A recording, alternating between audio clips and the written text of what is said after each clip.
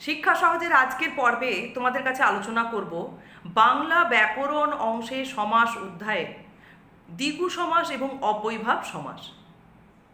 তাহলে আজকে আমরা যে বিষয়গুলো এই দুটি সমাসের উপর থেকে জানবো সেগুলো আগে তোমাদের কাছে বলে নিই। দ্বিগু সমাসের সংজ্ঞা, দ্বিগু সমাস কত রকমভাবে হতে পারে, কিছু দৃষ্টান্ত সহ আলোচনা, দ্বিগু সমাসের সঙ্গে কর্মধারয় সমাসের সাদৃশ্য ও বৈসাদৃশ্য এবং অব্যয়ীভাব সমাসের সংজ্ঞা এবং অব্যয়ীভাব সমাস কত রকম অর্থে সাধারণত হয়ে থাকে সে সম্পর্কে আলোচনা।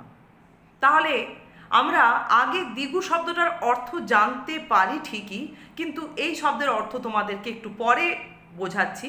আগে আমরা দ্বিগু সমাস কাকে বলে এবং কত রকমভাবে দ্বিগু সমাস হয় সেইটা জেনে নিই। চলো দেখো এর সংজ্ঞায় আমরা কি বলবো। সংখ্যাবাচক বিশেষণ পদের সঙ্গে বিশেষ্য পদের সমাস হলে এবং সমাহার বা সমষ্টি অর্থ প্রকাশিত হলে তাকে বলা হচ্ছে দ্বিগু সমাস। এই সমাসের ক্ষেত্রে সমস্ত পদে গিয়ে পরপদের অর্থ প্রাধান্য পায়। তাহলে সংজ্ঞা থেকে আমরা বা কোন পদের অর্থ প্রাধান্য পায় সেখান থেকে আমরা দ্বিগু সমাসের তিনটে বৈশিষ্ট্য পেলাম। এক নম্বর হচ্ছে দ্বিগু সমাসে পূর্বপদ হবে সংখ্যাবাচক বিশেষণ, দ্বিগু সমাসের ক্ষেত্রে পরপদ হবে 2 নম্বর বিশেষ্য, এবং 3 নম্বর হচ্ছে দ্বিগু সমাসে সমস্ত পদে গিয়ে পরপদের অর্থ প্রাধান্য পায়। তাহলে এই তিনটে বৈশিষ্ট্য কিন্তু তোমাদের মাথায় রাখতে হবে। এরপর দেখো দৃষ্টান্তগুলোতে যাওয়ার আগে আমি দ্বিগু সমাস কত রকমভাবে হয় সেটাই বলছি। দ্বিগু সমাস সাধারণত দুভাবে হয়ে থাকে, একটি হচ্ছে তদ্ধিতার্থক দ্বিগু আর একটি হচ্ছে সমাহার দ্বিগু। এবার দেখো যে দৃষ্টান্তগুলি দেওয়া হয়েছে, দৃষ্টান্তে প্রথম যে দুটি দৃষ্টান্ত সেখানে তোমরা দেখতে পাচ্ছ যে তে মাথার সমাহার তে মাথা আর সপ্ত অহের সমাহার সপ্তাহ। এই দুটি দৃষ্টান্তে দেখো ব্যাসবাক্য হয়েছে সমাহার যোগে এবং একটি সমষ্টি বা সমাহার অর্থ প্রকাশ পাচ্ছে। এই দুটিকে আমরা বলবো সমাহার দ্বিগু। এবং দৃষ্টান্তের তারপরে দুটি দৃষ্টান্ত দেখো, বলা হয়েছে 1 কড়ির বিনিময় কেনা 1 কড়ি এবং দ্বি গোয়ের অর্থাৎ গরুর বিনিময় কেনা দ্বিগু। এখানে এই দুটি উদাহরণে দেখো ব্যাসবাক্যের মধ্যে সমাহার শব্দের ব্যবহার নেই। এই দুটি দৃষ্টান্ত হচ্ছে তদ্ধিতার্থক দ্বিগুর দৃষ্টান্ত, কিন্তু এখানে একটি সংখ্যাবাচক বিশেষণ রয়েছে, পরপদ রয়েছে বিশেষ্য এবং পরপদের অর্থ সমস্ত পদে গিয়ে প্রতীয়মান হচ্ছে। দ্বিগু সমাসের বৈশিষ্ট্য এখানে কিন্তু পুরোপুরিভাবেই রয়েছে। তবে দ্বিগু সমাসের দ্বিগু শব্দটির অর্থ বিশ্লেষণ করলে আমরা তাহলে কি পেলাম? দ্বি গোয়ের বিনিময় কেনা।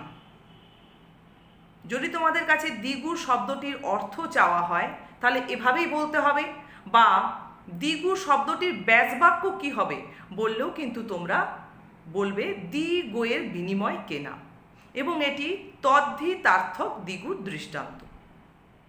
তাহলে এই গেল দ্বিগু সমাসের ডেফিনেশন, দ্বিগু সমাসের দৃষ্টান্ত এবং দুভাবে যে হয়ে থাকে সে সম্পর্কে আলোচনা। এরপর দেখো রয়েছে দ্বিগু সমাসের সঙ্গে কর্মধারয় সমাসের সাদৃশ্য। দুটি দিক থেকে সাদৃশ্য রয়েছে।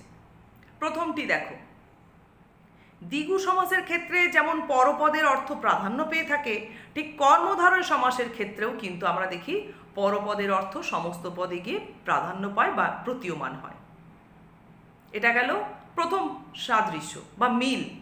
দ্বিতীয় সাদৃশ্যটা ভালো করে লক্ষ্য করো, দ্বিগু সমাসে সমস্যমান পদের বিভক্তি থাকে সমান এবং কর্মধারয় সমাসের ক্ষেত্রেও ঠিক তাই। অর্থাৎ উভয় সমাসেই দেখা যায় যে ব্যাস বাক্যে সমস্যমান পদ মানেই ব্যাস বাক্যে, ব্যাস বাক্যে সমস্যমান পদগুলির বিভক্তি থাকে সমান। এই কথাটার মানে কি?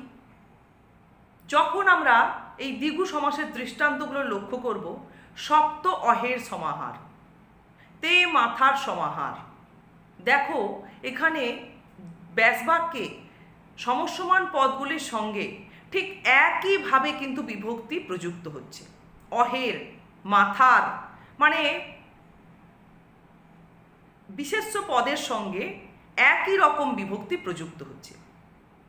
দ্বিগু সমাসের ক্ষেত্রে যা দৃষ্টান্ত আমরা পাবো সব ক্ষেত্রেই দেখব একইভাবে ব্যাস বাক্যের মধ্যে সমস্যবান পদে বিভক্তি প্রযুক্ত হয়।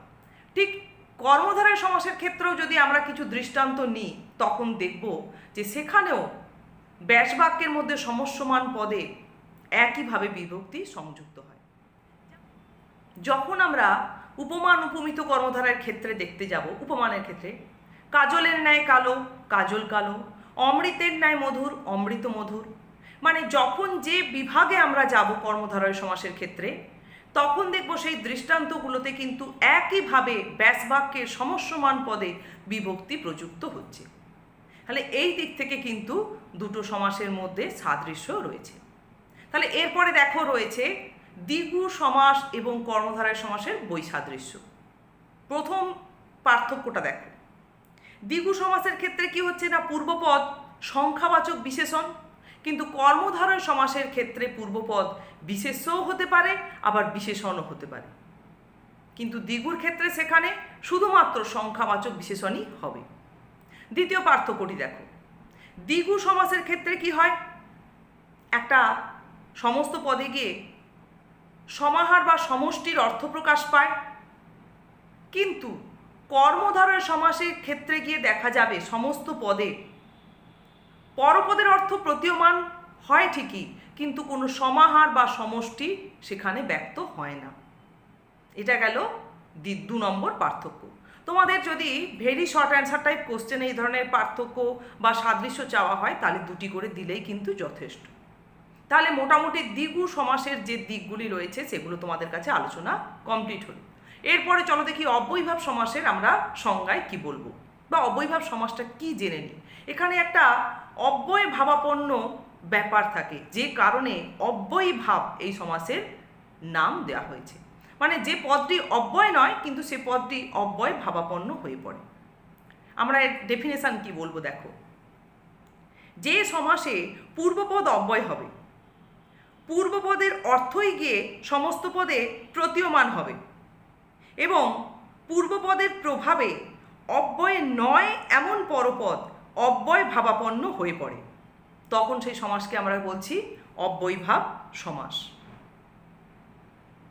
তাহলে এখানে আমরা মূলত দেখব এই সমাসটিতে মানে অন্যান্য আর সমাসের থেকে পার্থক্য কর্মধারয় তৎপুরুষ দ্বিগুর সঙ্গে এই অব্যয়ীভাব সমাসের পার্থক্য কোন দিক থেকে না পূর্ব পদের অর্থ সমস্ত পদে গিয়ে প্রাধান্য পাচ্ছে। কর্মধারয় তৎপুরুষ আর দ্বিগুর ক্ষেত্রে আমরা দেখেছি যে সমস্ত পদে গিয়ে পরপদের অর্থ প্রাধান্য পেয়ে থাকে, শুধুমাত্র অব্যয়ীভাব সমাসের ক্ষেত্রেই কিন্তু আমরা দেখলাম পূর্ব পদের অর্থ সমস্ত পদে গিয়ে প্রাধান্য পায়।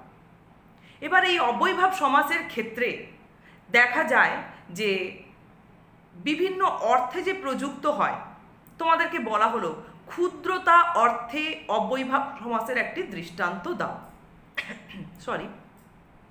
বা তোমাদের একটি দৃষ্টান্ত দেওয়া হলো উপকূল, এর মধ্যে কোন অর্থ প্রকাশিত হচ্ছে অব্যয়ীভাব সমাসের, বা অব্যয়ীভাব সমাসবদ্ধ পদটি কোন অর্থ প্রকাশ করে, দুভাবেই কিন্তু প্রশ্ন আসতে পারে। তাহলে দেখো এবার তোমাদের বিভিন্ন অর্থের এক একটি করে দৃষ্টান্ত দিয়ে জিনিসটা আমি বুঝিয়ে দিচ্ছি। প্রথমেই রয়েছে দেখো যোগ্যতা অর্থ। তাহলে এখানে ভাবের যোগ্য অনুভাব, আরও হয় কুলের যোগ্য অনুকূল। তাহলে এখানে একটা যোগ্যতা অর্থ প্রকাশ পাচ্ছে এই দৃষ্টান্তের মধ্যে। যদি বলা হয় যোগ্যতা অর্থে অব্যয়ীভাব সমাসের একটি দৃষ্টান্ত দাও, তখন তোমরা বলবে ভাবের যোগ্য অনুভাব, যে কোনো একটি দৃষ্টান্ত ব্যাস বাক্য এবং সমস্ত পদ সহ তুলে ধরতে হবে। শুধুমাত্র সমস্ত পদ লিখে দিলে কিন্তু হবে না। 2 নম্বরে দেখো রয়েছে সীমা বা ব্যাপ্তি অর্থে। কৈশোর জন্ম আবাল্য এগুলো কিন্তু সীমা বা ব্যাপ্তি অর্থে অব্যয়ীভাব সমাস। জন্ম থেকে মানে এখানে একটা প্রসারতা বোঝাচ্ছে, একটা সীমা বোঝাচ্ছে, একটা ব্যাপ্তি বোঝাচ্ছে। এরপরে দেখো সামীপ্য। সামীপ্য শব্দের অর্থ হচ্ছে নিকট। তাহলে কুলের সমীপে সেই স্থানকে বলা হয় উপকূল। কণ্ঠের সমীপে উপকণ্ঠ, এখানে সামীপ্য অর্থ রয়েছে। অভাব অর্থে কি হবে না ঘরের অভাব হা ঘর, ভিক্ষার অভাব দুর্ভিক্ষ, মিলের অভাব গড়মিল, এ ধরনের দৃষ্টান্ত আমরা পেয়ে থাকি। সাদৃশ্য অর্থে থাকে ছবির সদৃশ্য প্রতিচ্ছবি, দ্বীপের সদৃশ্য উপদ্বীপ। পশ্চাৎ অর্থে থাকে দেখো তাপের পশ্চাৎ অনুতাপ, গমনের পশ্চাৎ অনুগমন।